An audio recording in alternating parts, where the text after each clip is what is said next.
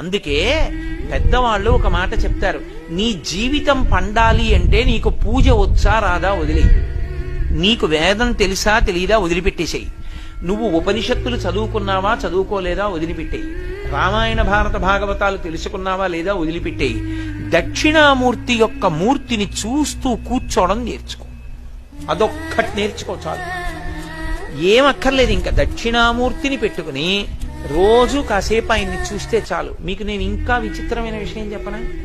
చంటి పిల్లలు కొంచెం కొంచెం పెరిగి పెద్దవాళ్ళు అవుతున్నప్పుడు ఇంట్లో అందమైన దక్షిణామూర్తి విగ్రహం ఉండి, విగ్రహం అంటే ఫోటో కనీసం ఉండి, పిల్లలు కాసేపు దాని వంక చూడడం అలవాటైతే మీరు చూడండి, నేను యథార్థం చెప్తున్న, పెద్దలు నిర్ణయం చేసింది, వాళ్ళు కళ్ళు తిప్పి ఆడుకుంటూ ఆడుకుంటూ పాకడం కూర్చోవడం వచ్చినప్పుడు చూసినప్పుడు వాళ్ళు నిశ్చలంగా కాసేపు ఇలా దక్షిణామూర్తి వంకే చూస్తారు. పిల్లలు చిన్నతనంలో దక్షిణామూర్తి వంక అలా ఎదురుగుండా కూర్చుని చూస్తే 2 ఫలితాలు వస్తాయి. అపమృత్యు దోషం పోతుంది, సరస్వతి కటాక్షం కలుగుతుంది. అందుకే అసలు ఇంట దక్షిణామూర్తి ఫోటో లేని ఇల్లు ఉండరాదు. అంత మంగళప్రదమూర్తి ఎవరు అంటే దక్షిణామూర్తియే.